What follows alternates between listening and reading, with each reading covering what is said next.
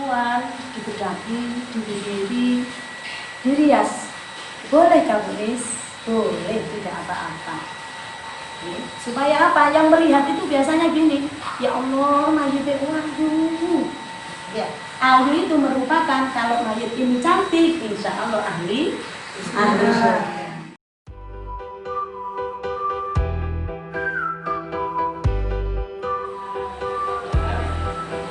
Assalamualaikum warahmatullahi wabarakatuh.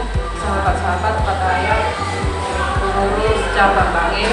Kali ini kita dari pengurus Daiyah Fatayat yang tergabung dalam Porda Fatayat PC Bangil mengadakan tentang tutorial memandikan dan mengkafani jenazah. Dan dalam hal ini akan diasuh langsung oleh koordinator bidang dai, yaitu sahabat Lis Wahid. Selamat menyaksikan. Assalamualaikum warahmatullahi wabarakatuh. Waalaikumsalam warahmatullahi wabarakatuh. Bismillahirrahmanirrahim. Alhamdulillahirabbil alamin. Wassalatu wassalamu ala sayyidina Muhammadin wa ala alihi wa ashabihi ajma'in. Qalu subhanaka la ilma lana illa ma 'allamtana innaka antal alimul hakim. Sadaqallahul azim. Sahabat santri dari Tauhid, hari ini alhamdulillah kita diberi kesempatan oleh Allah untuk bisa bersama-sama belajar mengkafani dan memandikan jenazah.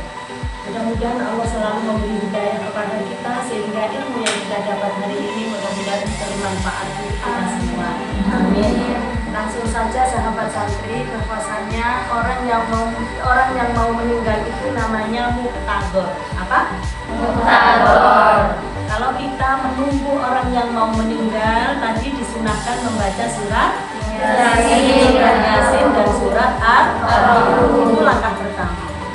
Kalau muhtador atau orang yang kita tunggu ini sudah meninggal dunia, yang pertama yakni kita mengikat rahangnya ke atas rapat-rapat seperti ini. Oke. Sebelum diikat rahangnya, kita memejamkan matanya dengan membaca doa Bismillahi wa ala millati Rasulillahi sallallahu alaihi wasallam. Coba diulangi sahabat santri. Bismillahi wa ala millati Rasulillah sallallahu alaihi wasallam. Dipejamkan matanya. Setelah dipejamkan, rahangnya kita ikat sampai ke atas. Oke, rahangnya diikat.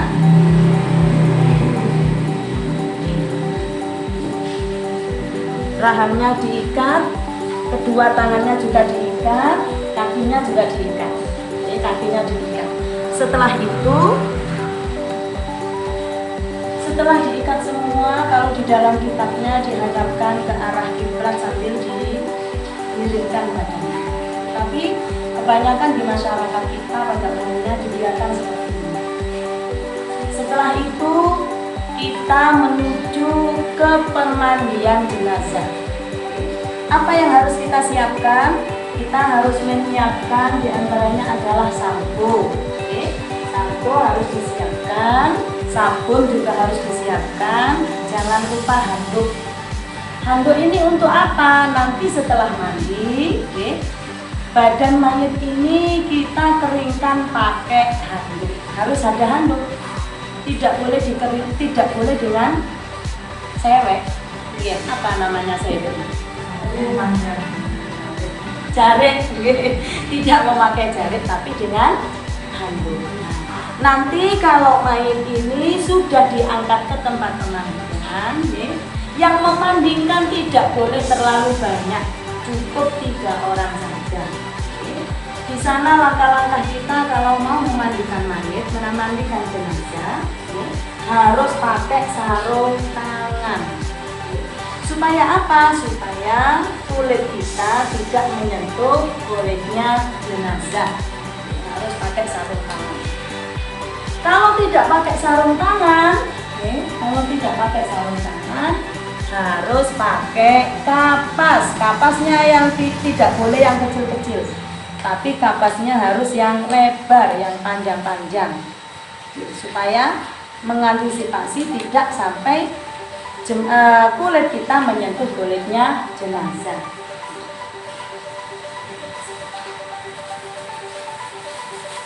Meskipun pakai sarung tangan, nanti kita juga akan memandikan jenazah dengan kapas. Sebelum jenazah kita mandikan, pakaian yang dipakai jenazah ini harus digunting. Jenazah ini harus kita telanjangi semua. Tidak boleh ada yang menghalangi air mengalir ke tubuh jenazah. Harus kita ambil semua yang menghalang-halangi jenazah. Yang pertama yang harus kita lakukan adalah dan bacapi, sebelum kita memandikan jenazah, air yang kita alirkan ke tubuh jenazah, kita harus niat dulu. Karena jenazah ini memandikannya wajib, tapi niatnya tidak wajib. Tetap kita harus niat untuk memandikan jenazah. Bagaimana niatnya? Nawaitul ghusla li rafil hadasil akbari minal janazati an hadhil mayyitati fardu kifayatin lillahi ta'ala. Untuk panduannya itu ada. Untuk panduan ini ada. Halaman belakang. Setelah itu, nah jenazahnya kita buka. Oke.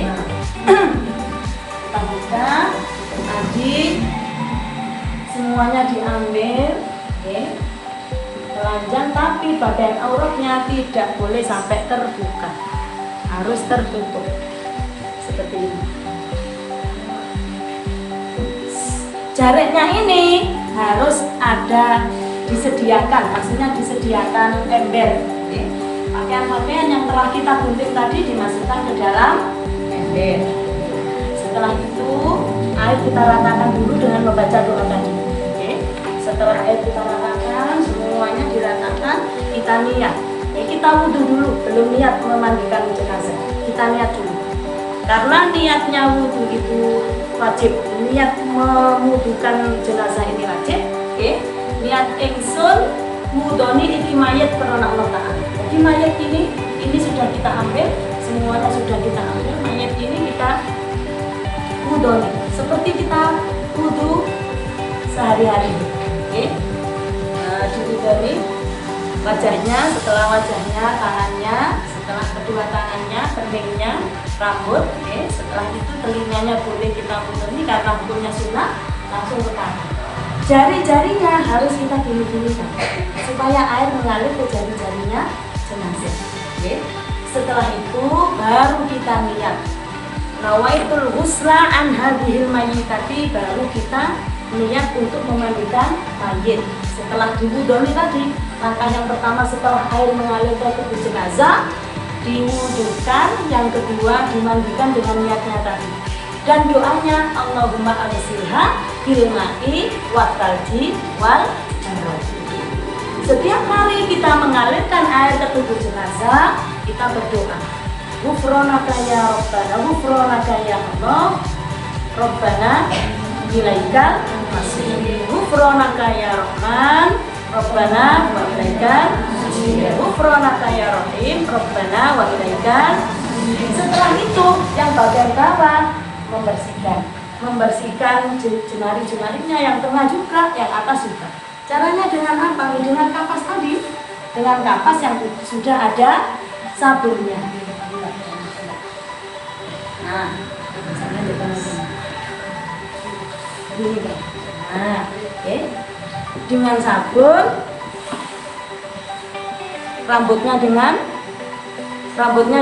sabun. Semua anggota tubuhnya harus disabun supaya bersih. Oke.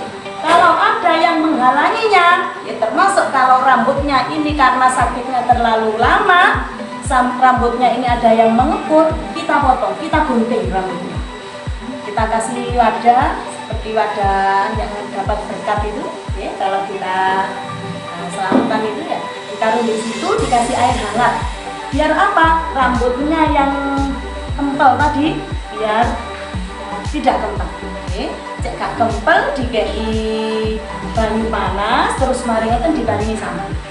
Oke, nanti pada waktu mengkafani rambutnya sudah disucikan, dimasukkan ke dalam kafan. Tidak boleh dibiarkan nanti tengah malam mencari mana rambutku. Makanya kita harus hati-hati. Kulit yang jatuh pun harus kita ambil. Supaya apa? Kasihan mayat. Setelah bersih, kita bersihkan dengan kain kapas yang dilakukan oleh Bapak tadi. Kita gosok gigi, ya, gosok gigi dengan kapas. Semuanya sudah bersih. Terus kita iringkan. Nah, mayat ini kita iringkan ke kanan, oke. Nah, setelah ke kanan, yang punggungnya sama kakinya semuanya harus bersih. Setelah ke kanan, diiringkan ke kiri, oke. Diiringkan ke kiri. Setelah ke kiri, semuanya sudah bersih, sampai leher-lehernya, telinganya sudah bersih. Baru mayat ini kita angkat begitu. Kita angkat, si Bilo jadi angkat. Cuma ininya yang diangkat, perutnya apa? Nah, digoyong perutnya sedikit demi sedikit kita tekan supaya apa? Kotorannya keluar sedikit demi sedikit. Kalau sudah, kita baru membersihkan alat yang buat pipis. Setelah itu duburnya. Kalau mau membersihkan duburnya tadi sudah diterapkan diberikan.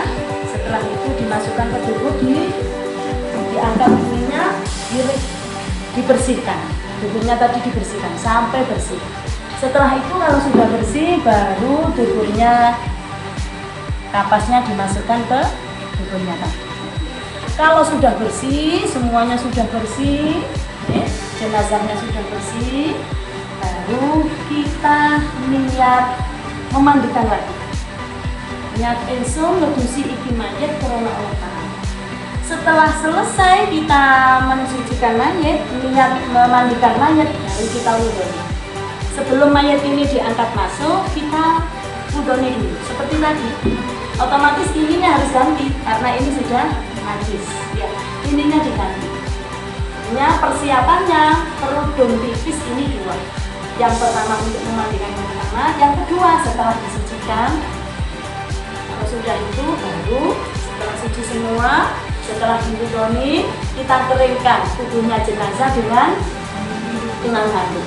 Setelah kering baru dibungkus lagi dengan jarik. Ada pertanyaan, apakah yang menggotong mayit ini harus muhrim? Ya. Kalau tidak ada muhrim, anaknya cuma satu, tidak punya keponakan, orang lain juga bisa. Lolah batal Bu Nis, yang batal itu yang megang. Mayitnya tidak batal, mayitnya tetap suci karena sudah diwudoni tadi. Lah itu tadi tersentuh, bukan muhrimnya tadi, gimana hukumnya? Yang memegang itu yang batal wudunya, tapi jenazahnya tetap suci. Supaya apa?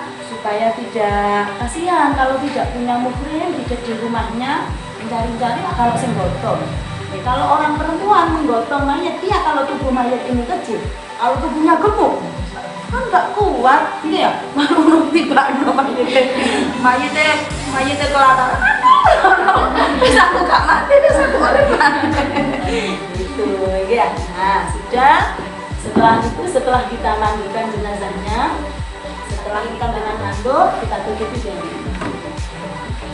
Setelah kita tutup dengan ini, biasanya digotong menuju ke tempat pengkafanan.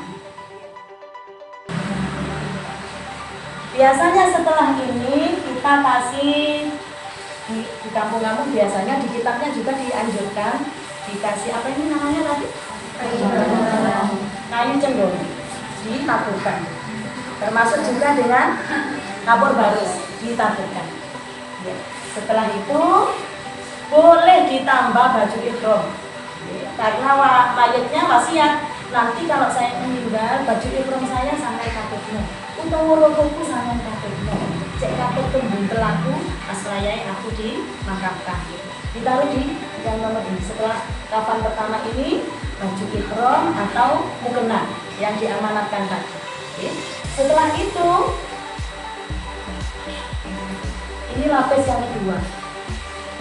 tadi tidak termasuk hitungan kain kafan tambahan tadi. Ya. Ini yang kedua. Yang kedua.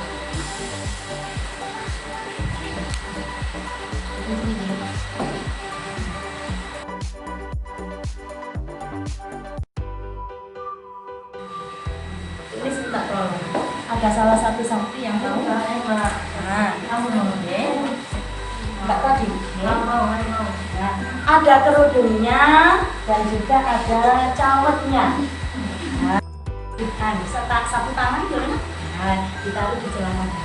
Kalau sekarang namanya jenengan nggak kenal cawet, enggak kenal. Dan di di cawet ini harus dikasih kapas.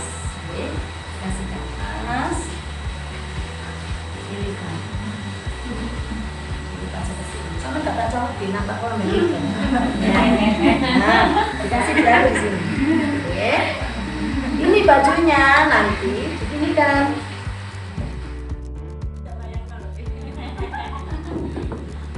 Nah, coba dilihat lagi nih. Perhatikan lagi. Kapasnya tadi sudah. Oke, anggota sujud 7 termasuk lubang-lubang telinga. Oke. Kalau hidung sama mata sama mulut nanti langsung dikasih kapas, langsung didekkan gitu. Oke, termasuk anggotanya sujud telinga. Oke. Nah, setelah itu kita pakaikan apa tadi? Cawetnya dipakaikan. Cawetnya dipakaikan, jangan lupa diikat. Nah, sempakan. Lama nggak ono sempak. Nah, langsung sarung tadi. Oke. Setelah itu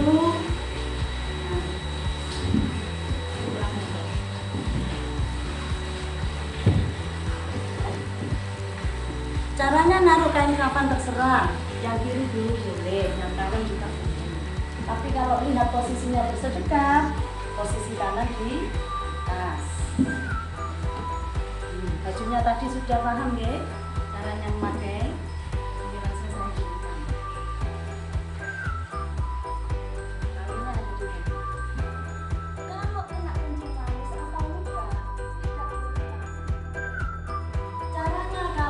Kain jenazah ini kena kencing manis atau luka, kain kafan harus didahulukan. Setelah kain kafan baru dikasih plastik. Tidak boleh plastik dulu, karena hak mayat yang pertama, kafan yang pertama ini adalah haknya kepada Allah. Jadi tidak boleh dihalang-halangi dengan plastik. Setelah bajunya sudah, kerudungnya sudah, pakai kerudung. Boleh tak Bu Nis pakai kerudung budilan? Boleh, asalkan tidak boleh pakai sutra. Telinganya sudah dikasih kapas, oke. Sudah dikasih kapas semua. Nah, setelah itu baru mau kita bungkus. Caranya bagaimana? Yang atas sama yang bawah harus ditarik. Kudu di ruang petno terus ditarik. Supaya apa? Supaya pada waktu mengikat nanti tidak lepas. Iya. Nah, sudah dikasih kapas semua, tinggal wajahnya. Wajahnya langsung diblok dengan kapas. Karena hidungnya kan masih belum, matanya juga. Biasanya kan hidung dikasih, mata dikasih, mulut dikasih. Terus kesuwen kan, langsung diblok. Gini kan. Jangan dilihat ya. Langsung dibelkan gini nah. Setelah itu baru kafan yang ketiga. Yang atas taruh itu angkat. Ini sama dulu.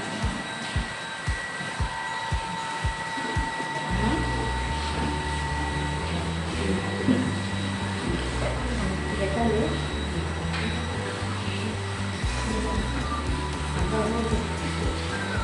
Terus lagi.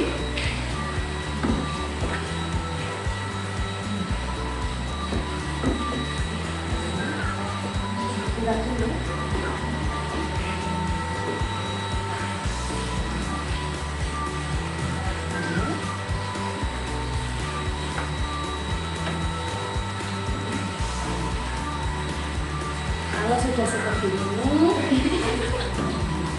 kita ikat sebelah pantatnya, setelah pantat, pantat di bawah tangan. Kok sana nak dingin nak mesin cilik mah wedi. Nah, ini harus ditali apa? Semuanya ditali langsung. Tali langsung.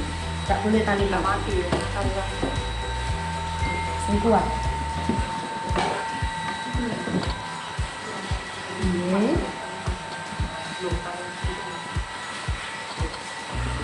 Nikatnya harus yang kokoh. Tali langsung itu bisa.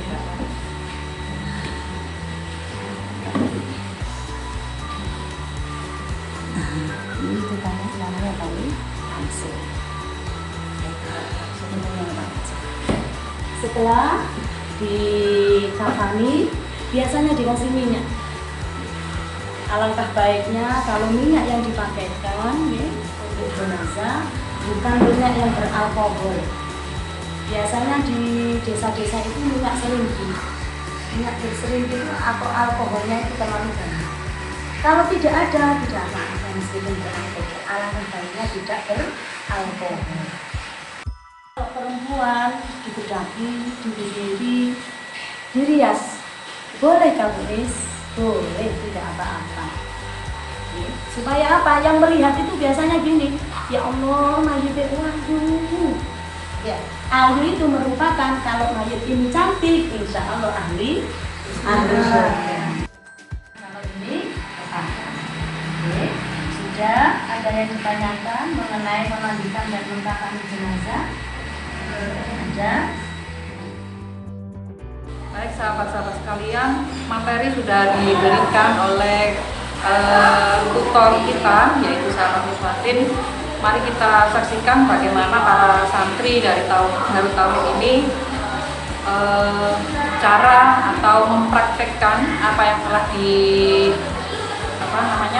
telah dipraktekkan oleh tutor, sehingga mereka bisa secara langsung mengena dan bisa secara langsung pula mengkafani jenazah.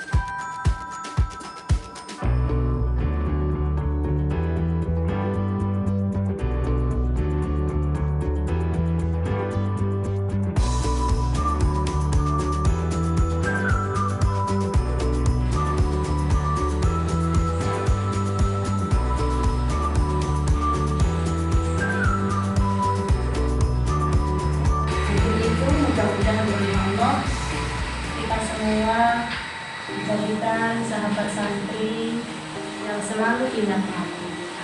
Kullu nafsin dha'iqatul maut. Dan kita semua beserta keluarga, beserta kerabat dan teman-teman dan masyarakat besar-besar kita ditakdir menjadi orang-orang yang husnul. Amin. Al-Fatihah.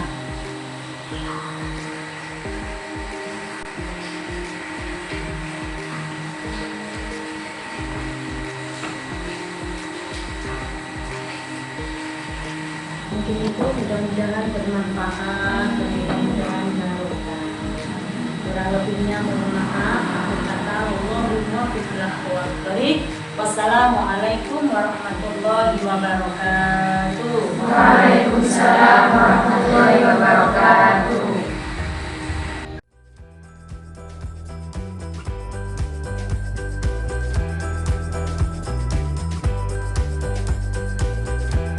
Bismillahirrahmanirrahim.